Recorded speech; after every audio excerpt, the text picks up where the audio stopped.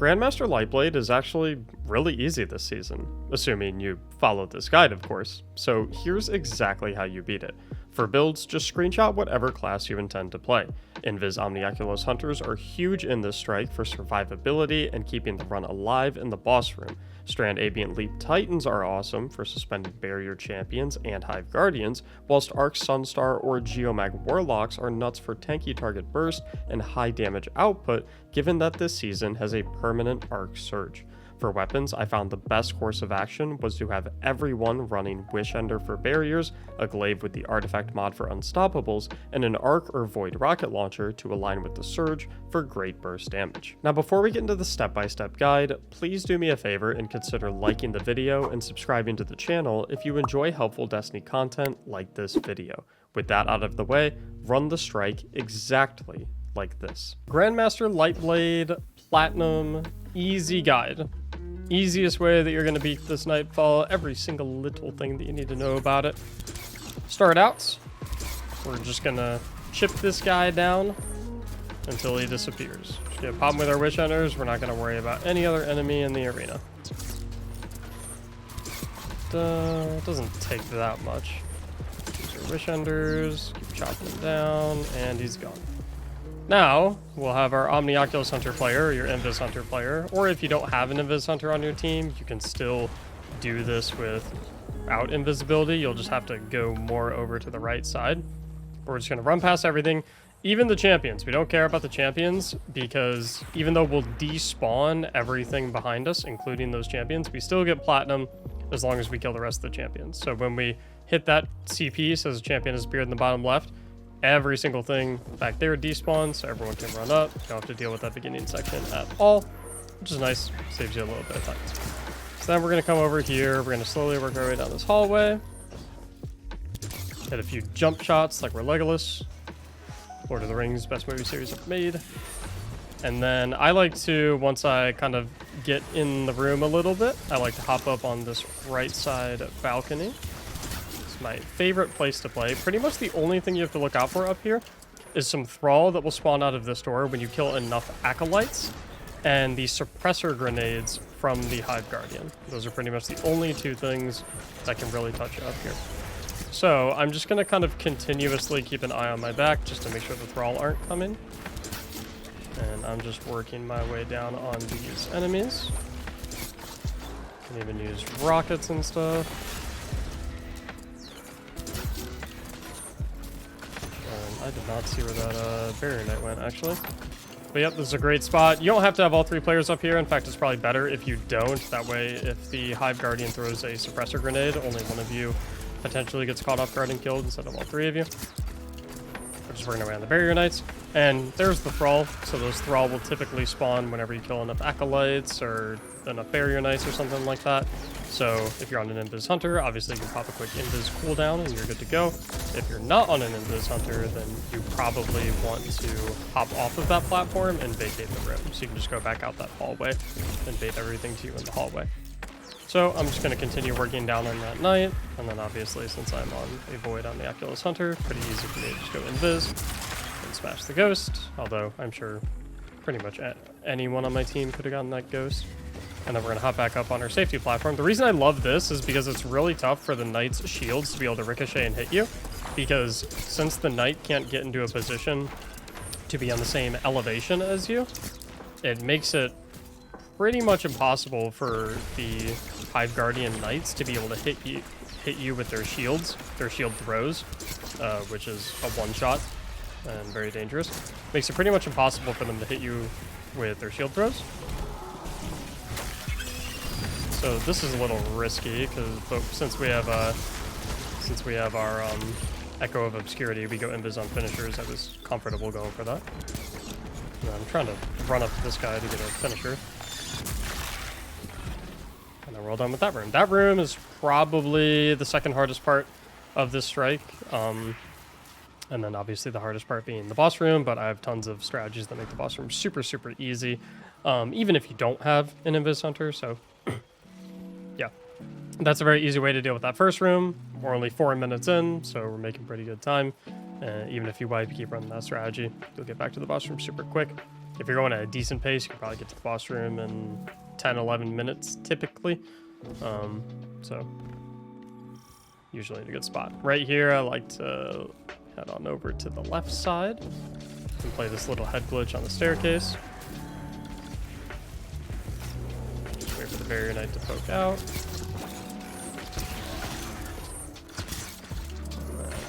Chip him down. Get a little finisher.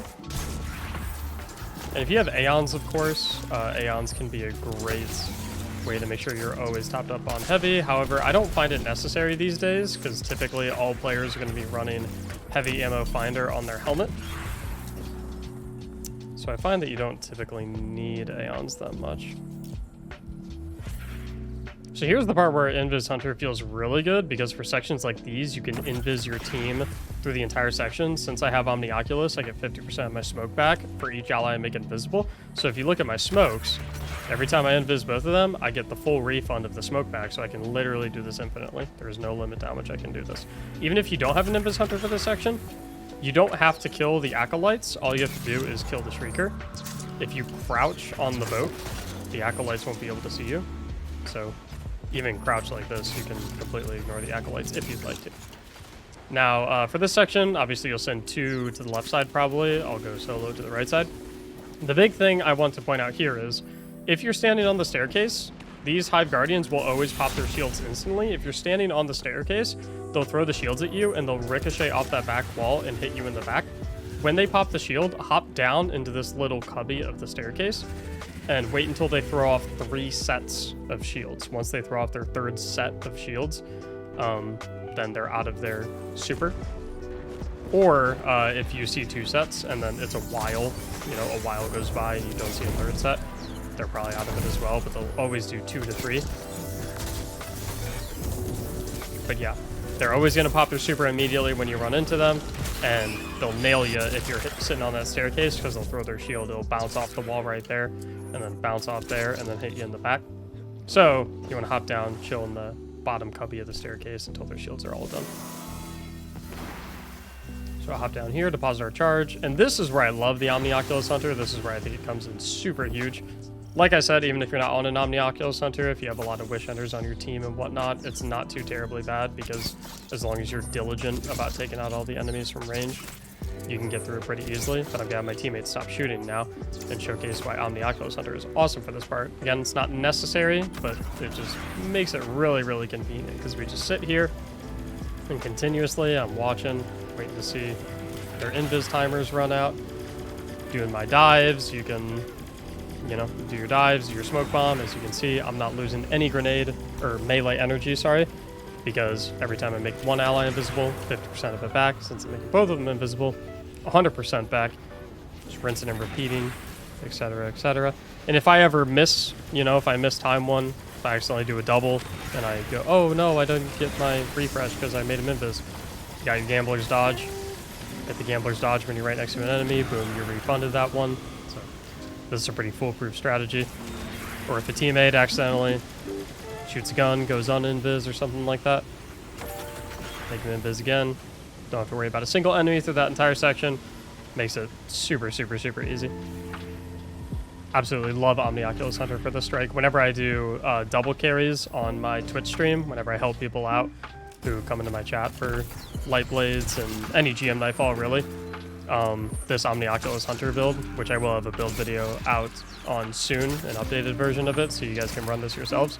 This is by far my favorite build to run. I'm going to inch down here, grab that res, and hop back up top.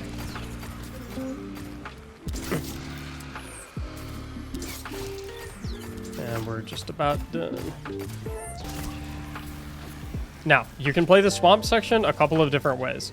If you don't kill any of the enemies at the beginning of the swamp, then no enemies will spawn throughout the rest of the swamp. The only thing that you have to worry about that can kill you is the moths. So you can do one of 2 things. You can either have 2 of your teammates hang back at the beginning of the swamp out of the sight of enemies, or they can even sit in a tree or something like that. I typically just have them go back in that corner or something of that nature, while you have your Invis Hunter just run through all of the swamp, and go through everything using invis cooldowns, hitting the gambler's dodge when they're next to an enemy, so they refresh their dives and their smokes and whatnot. Or what you can do is you can, if you don't have an invis hunter, you can have everyone just try and head through on this right side and try and rush past the initial waves of enemies. They'll chase you as you go throughout the swamp, so it is a little more dangerous. But if you just continuously hop across on this right side, it is by far the safest area to be in because you run into the least amount of moths. You will still have to kill a few moths because they will start chasing you, so like these ones I always kill, just to make sure that they don't aggro to me. And then there's a pack of moths right up here that I also kill.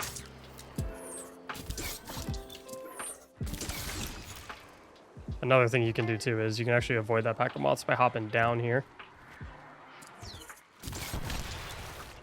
A few screebs chasing me. I probably shouldn't have killed that screeb.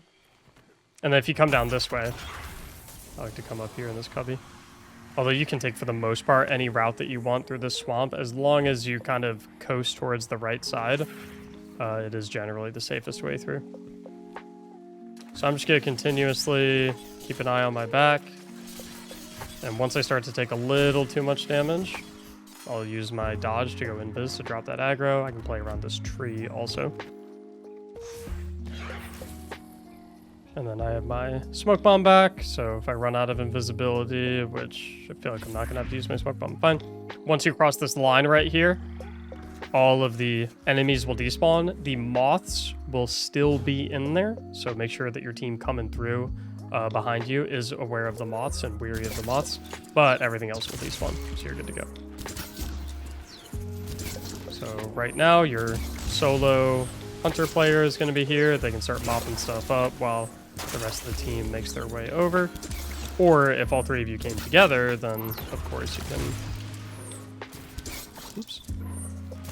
Be careful of those void grenades, because if they land right on top of you, I think they kill you in 2 or 3 ticks.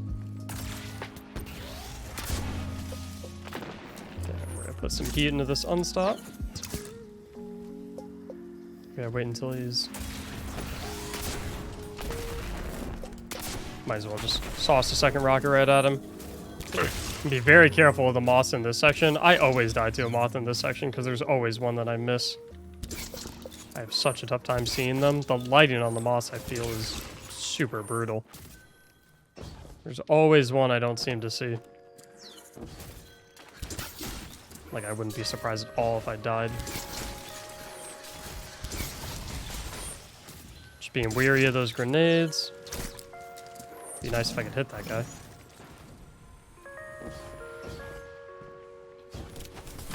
I'm gonna throw a little wombo combo right there. Kill all those dudes. And then here, I like to prioritize the Shriekers first and foremost if they are open. However, they will only open if the Scorn get close enough. So, if the Shriekers are not open, then I prioritize these big ogres instead. Because typically, if you nail these big ogres, then it makes the Screeb army win the little fight down there, which allows them to advance more, which then allows these Shriekers to open. Because to make the boss go away, you have to kill both of the Shriekers and then damage the boss slightly. And I'm not even hitting crits, but Wish Ender still does work on those guys. So I'm just keeping an eye out for when the Shriekers open. Both the Shriekers are dead, so we're golden there. And then the boss is gone. So now we're a lot safer to move up if we would like.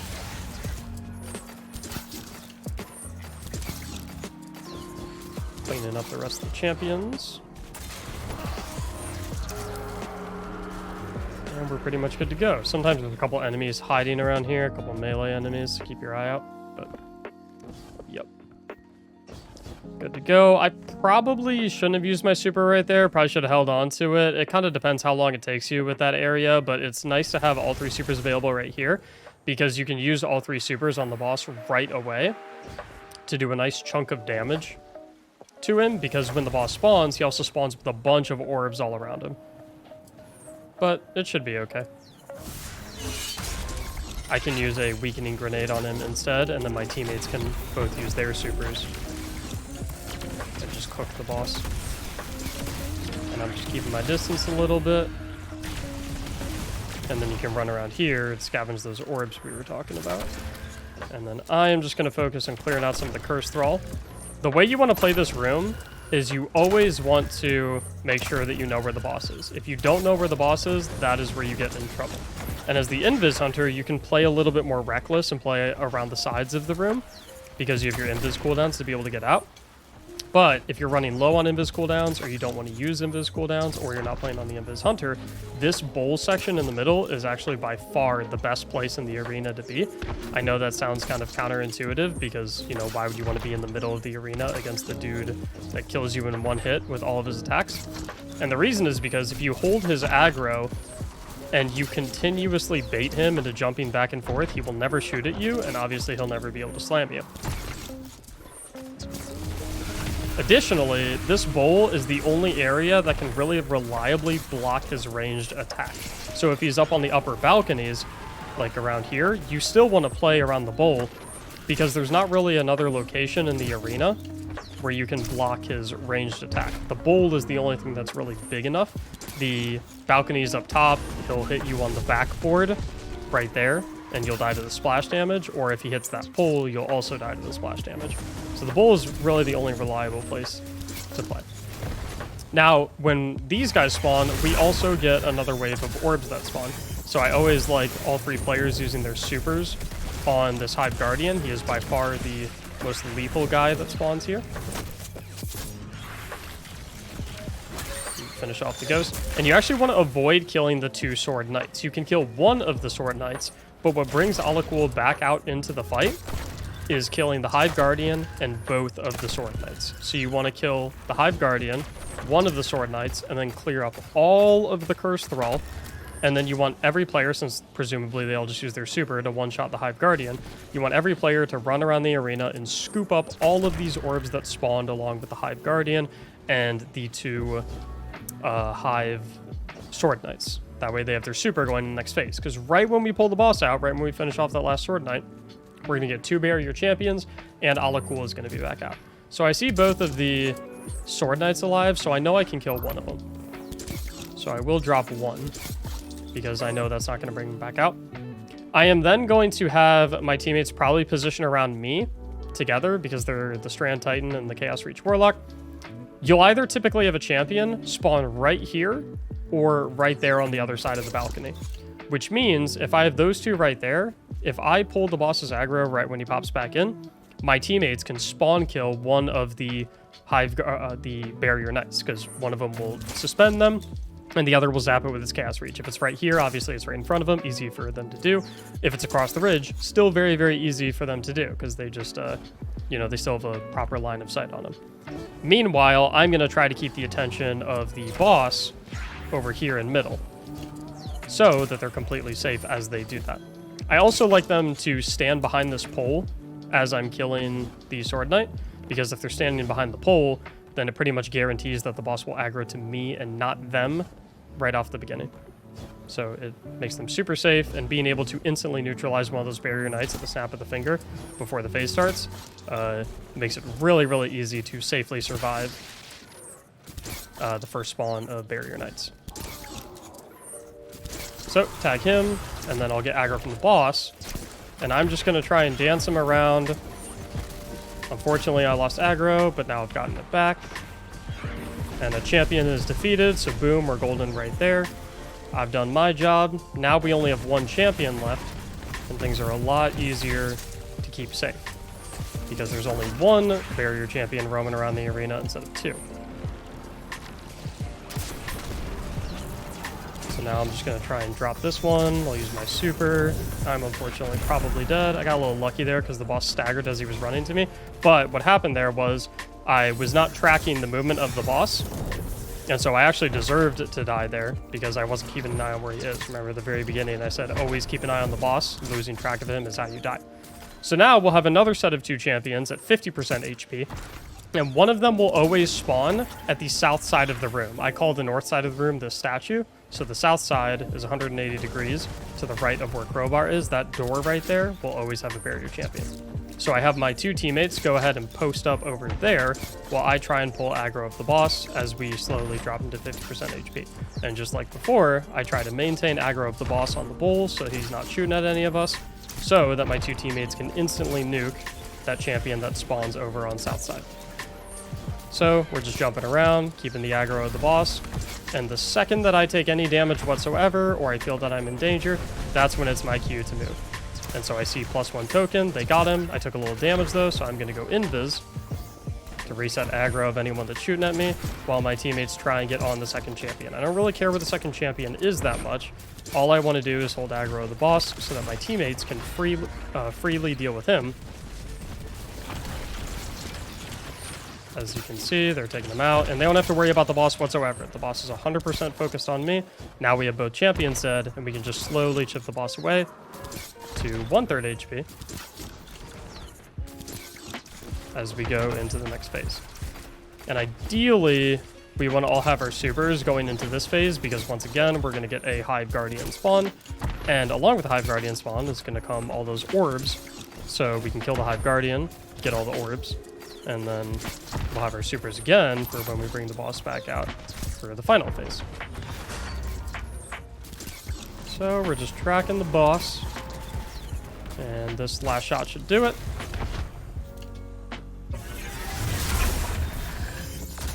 And the Hive Guardian will always spawn on the east side of the arena. So again, if that statue is north, the east side is where the Hive Guardian will spawn. That's why we're always positioning at the same place. Once we kill the Hive Guardian, our focus is moving around and killing all the Cursed Thrall and picking up all the orbs in the arena. You could probably tell, but the Cursed Thrall cannot jump up to the second floor of the arena. They cannot jump up to the balcony. The Sword Knights can, but the Cursed Thrall cannot. So if you kind of need a breather, or you need to be in a spot where, you know, you only want to track the Sword Knights, you know, maybe you need to get your bearings or take a deep breath or something because this is a stressful boss fight, second floor will be your safest bet. So I see we have both Sword Knights up, so that tells me that I'm allowed to kill one of them,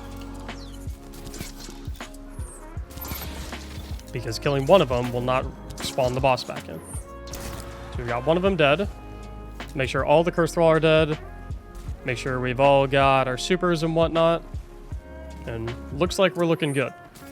So the positioning going into this third phase isn't quite as important, because unlike going into the second third of his health bar, we do not immediately get champions. We actually get champions at 25% of his total HP, as opposed to right when we enter into third phase.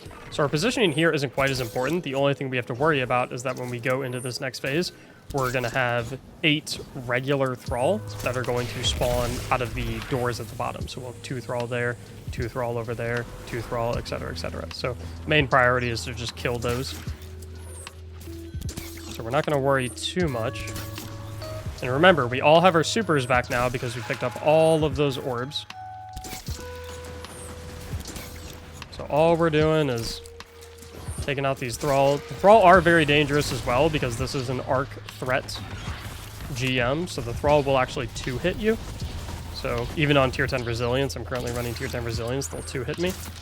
So it's something to be very careful of. Once we're back to that, my teammates are just going to stay in a 2-man group and roam around the balcony as we slowly chip down the boss to 25% HP. We're going to look for the champions have spawned text in the bottom left to see when they pop up.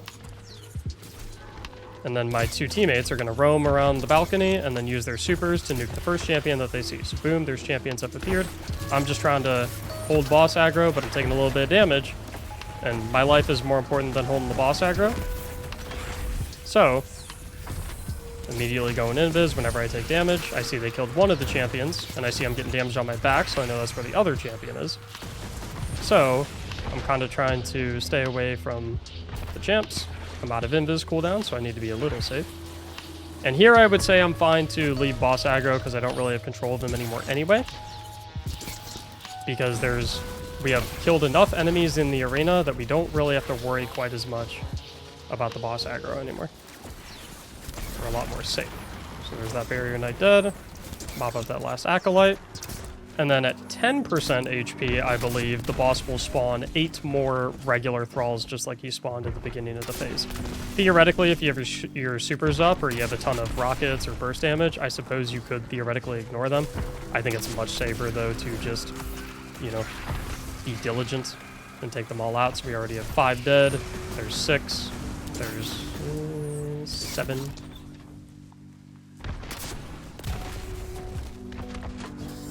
And I don't know where the 8th is, but you get the idea. So yeah, main takeaways are basically try to have an invis hunter, or even if you're not an invis hunter, someone that, you know, has some sort of safety maneuver.